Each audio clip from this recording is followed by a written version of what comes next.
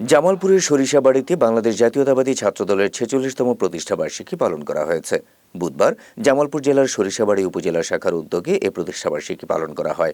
সরিষাবাড়ি রিয়াজউদ্দিন তালুকদার উচ্চ বিদ্যালয় মাঠে দলীয় ও জাতীয় পতাকা উত্তোলন, জাতীয় সঙ্গীতের মাধ্যমে কেক কেটে প্রতিষ্ঠাবার্ষিকী শুভ উদ্বোধন ও সংগঠনটির সাফল্য কামনা করে বক্তব্য রাখেন জামালপুর জেলা বিএনপির সভাপতি ফরিদুল কবির তালুকদার শামীম। এ সময় উপস্থিত ছিলেন বিএনপির অন্যান্য নেতৃবৃন্দ। প্রতিষ্ঠাবার্ষিকী উদযাপন উপলক্ষে পৌরসভাসহ উপজেলার বিভিন্ন ইউনিয়ন থেকে বাদ্যযন্ত্রের তালে তালে আনন্দ মিছিল নিয়ে দলীয় কার্যালয়ে জড়ো হন উপজেলার অসংখ্য নেতাকর্মী। আনন্দ মিছিলটি শহরের প্রধান প্রধান সড়ক প্রদক্ষিণ শেষে দলীয় কার্যালয়ে এসে সংক্ষিপ্ত আলোচনা সভায় মিলিত হয়। এ সময় উপজেলা ছাত্রদলের আহ্বায়ক খায়রুল ইসলাম বিদ্যুৎ ও উপজেলা ছাত্রদলের সদস্য সচিব মাসুদ রানা চপল সহ অন্যান্য নেতৃবৃন্দ উপস্থিত ছিলেন।